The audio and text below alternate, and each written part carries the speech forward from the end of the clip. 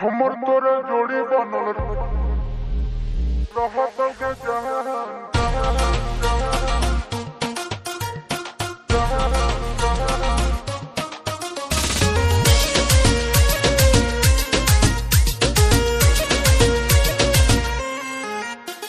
सावन का महीना है, मस्ती में जीना है, 4 चिलम गांजा रोज सुबह शाम पीना है। ये सोना सावन का महीना है, मस्ती में जीना है, 4 चिलम गांजा रोज सुबह शाम पीना है। सुनो मैं तो भोला भोला रो तू सुबह शाम जी। हमर तोरा जोड़ी बनल रहत के जहान अच्छा योगी भान करे भोला जी के दान साचो। हमर तोरा जोड़ी बनल रहत के जहान गाना योगी भान करे भोला जी के दान जाओ भोले बाबा।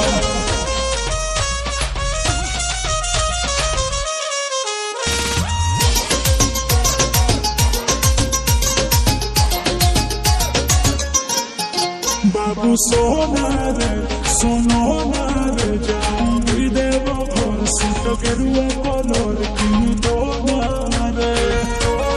ए बाबू सुनना जन कहले 16 सुमारी गे मम्मी हो बाबा से हमर प्यारी गे पूरा घर में भोला जी आना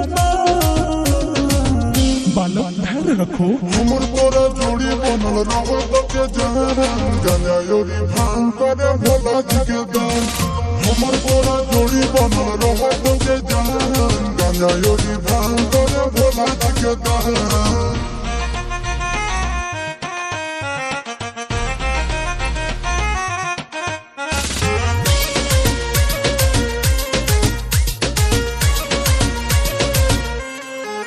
ओ दीवाना रे देवघर जाना रे, चूड़ी शंखा बोला जिसमें लिखा बोला लेके आना रे।